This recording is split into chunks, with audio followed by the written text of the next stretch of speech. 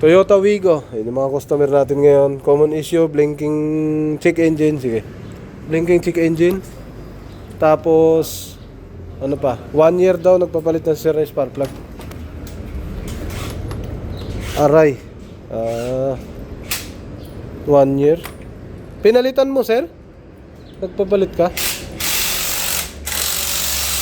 Uno to trick, no? Yung isa, no? Itong may pula. So, kaparehas lang din sa ignition coil niya, yung tama. Parang nagkaroon ng moist. Madumi na rin. Tsaka, ayos naman yung spark plug na yan. Nagkalawang na rito. Yung uno niya, ito yon, yung nagkalawang. Ganon din doon sa ignition coil niya. Asan yung ulo? Ulo, yan, oh. May kalawang din sa ulo. Yan. May, parang marka ng basa ng tubig. Watermark. May marka. Sa uno, ganun din dito sa kanya. Yan, may watermark din. Ito, yung isa mo. Tapos, sa dulo naman, sakto naman ang sunog. Pero, wala siyang, matagal siyang hindi nalinis. Ito yung pangalawa, pangatlo. Yan yung mga gawa natin ngayon. Kuhanin mo pang testing natin, spark plug. Paano natin, salang natin yan. Nandun sa loob, yung nakakarton. Ito, Altis naman. Shock sa ilalim yung papalitan. Dahil pumutok na. Ito na. Ginawa na ni paring Ariel Mechanic at ni Mamay Mechanic. Under chassis. Yan yung mga gawa natin ngayong Miyerkules. So, automatic works. Tsaka, may dumating na Ford na towing. Tingnan natin kung mapapa-andar pa natin. So, hindi na umandar daw yan. Kaya kunin mo, salang natin dyan. So ito troubleshoot natin to. Tingnan natin kung anong naging problema. Ford Everest. Ayan. No start. No crank, no start. Tingin ni Boss Patrick. So, yung spark plug.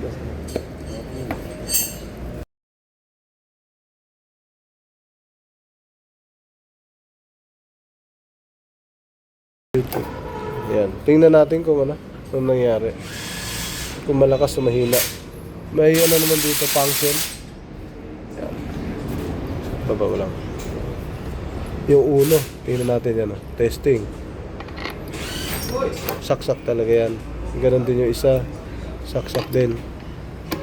Ayan. Tingnan natin kung sinong malakas. Ikotin lang naman to. Yan. Mandar na yan. Ikotin pa natin. Ayan, dapat itim yung likod para kitang-kita. Itim. Mahina talaga isa. Mahina ang isa. Hindi. Baba ka, sir, ng tingin. Ayan, tingnan mo sa itim. Sana mahina. Mahina yung, ito yung sunog. Isa pa, Ayan, Okay.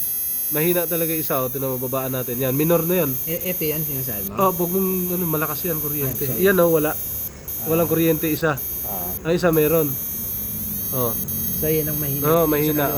Yung nagsunog, yung numero 1. Ayan, Pawala-wala siya, Okay. Alright. Okay. Tapos salang natin yung isa. So good to. Ito isa, wala. Dapat off mo muna. Saka mo bunutin. Isa. Subok natin. Yan naman. Tapos yung uno, salpak din natin. Baka nagkamali lang ng butas. Yan, Yan. Pareho na. Ikot.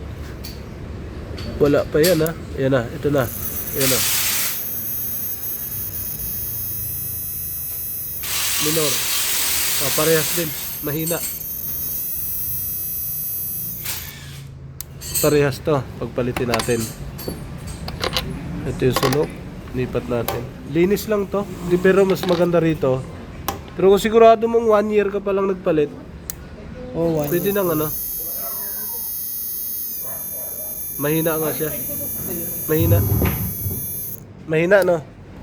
Silipin mo rin. So yun, yung gagawin natin. Ito na, troubleshoot natin to. Silipin natin, ikot, salang tayo ng bagong spark plug. Ikotin natin. Yan, ikot na ako.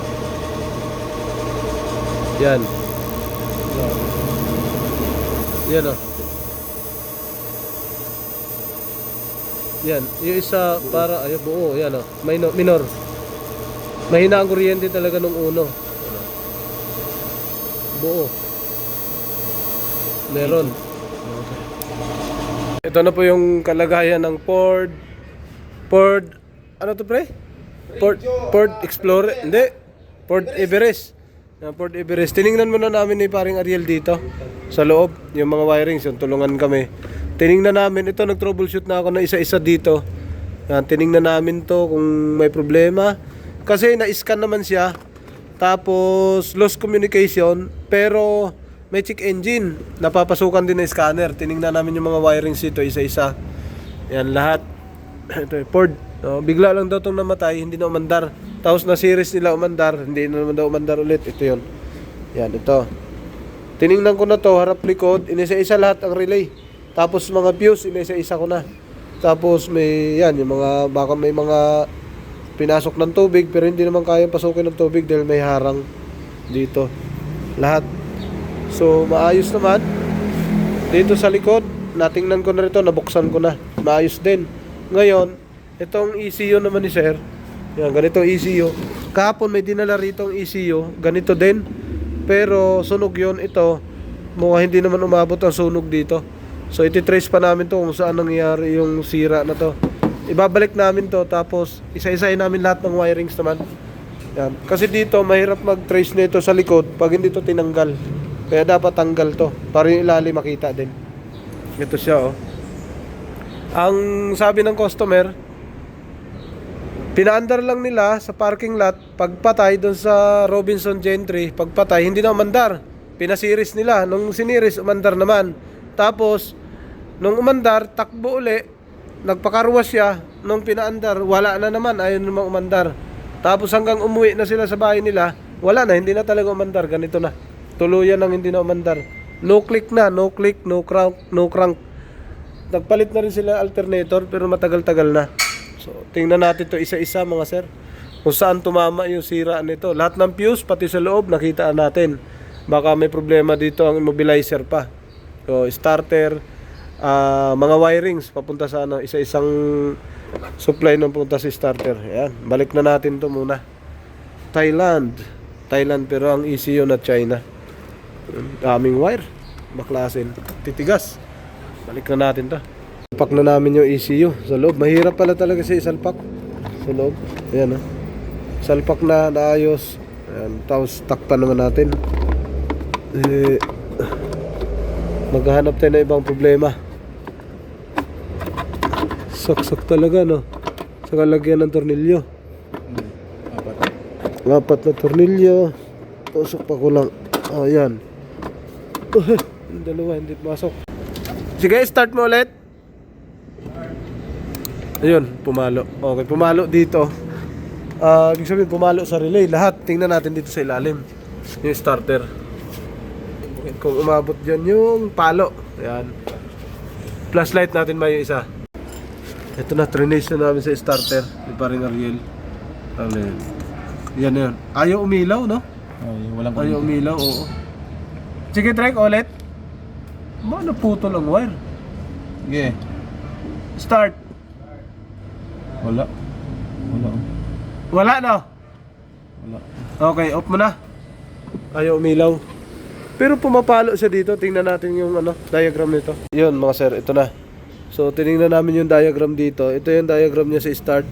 Yan. Galing sa susi. Ito yun. Ignition switch. May off, ACC, run, start. Ang start niya papunta pa sa module, audio front control module. Tapos pupunta pa ang isa papunta ng BCM, yon sa start micro. Tapos bababa papunta ng ECU. Pagdating ng ECU, Aircon yun, di ba? hindi, ECU. Ano yun? Computer box. Computer. Pagdating sa computer box, magbibigay ang computer box ng ground, dalawang wire, dilaw tsaka green, papunta sa starter relay. Tapos yung starter relay, yun yung kinukuhanan ko. Ito na, yung number 2, yan yung ito.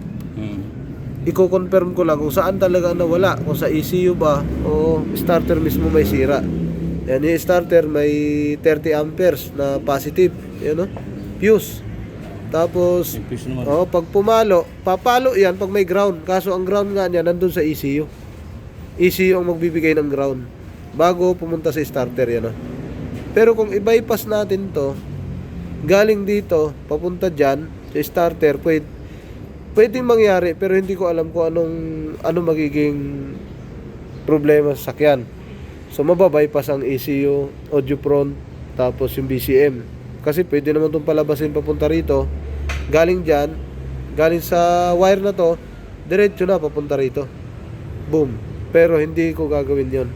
Kumbaga, ginagawa lang yun sa mga Asian cars, yung mga Toyota. Yan, ito, counter natin. Ito yung papunta ni starter. Dapat ito magto 12 volts. Yan. Kulay pula. Ayan o, ganyan dapat o. Yan. Magkukulay pula yan. Ground ang kulang dito, ang hinahanap. Yan, ground yan pag kulay green. Kulang na lang to. Ground yan o. Sana. Sige, Drake, start. On susi. Start. Start. Wala. Okay. Wala siyang linya dito sa kabila. Tingnan natin kung ano to. 12 volts positive. Ito yung galing sa relay. Sa fuse yan. 12 volts siya. Ito yun. Yan, lumabas na yan. 12 volts, ito yun. Yun yung naman natin yung sa ECU kung anong reading. Ito yung papuntang ECU. Yan yung isang to. Anong reading nito? Ground lang ang trigger nawala Ayan. 2.4. So, ibig sabihin may reading pa rin. 2.4, yan Ground yan, papuntang ECU yan. Tapos yung kabila naman, dito, ayun sa kabila, yan. Dalawa magkatapat. Yung isa, reading? 2.4 din. Start mo, Trek. Yan ang papuntang ECU.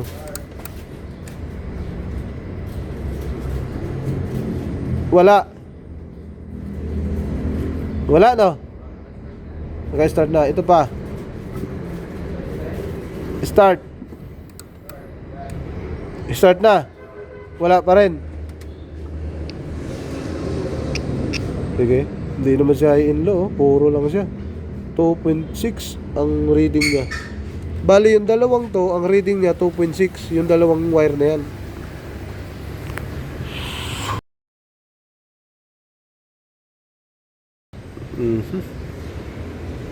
Kasi kung sa starter naman, sa clicking, wala naman siya dito kasi na galing dito papuntang relay. Ito, papasok muna siya ng BCM, tapos ECU. Pwede pala mag BCM muna kami. BCM tapos wirings. Mahaba-haba pa to. Troubleshoot muna.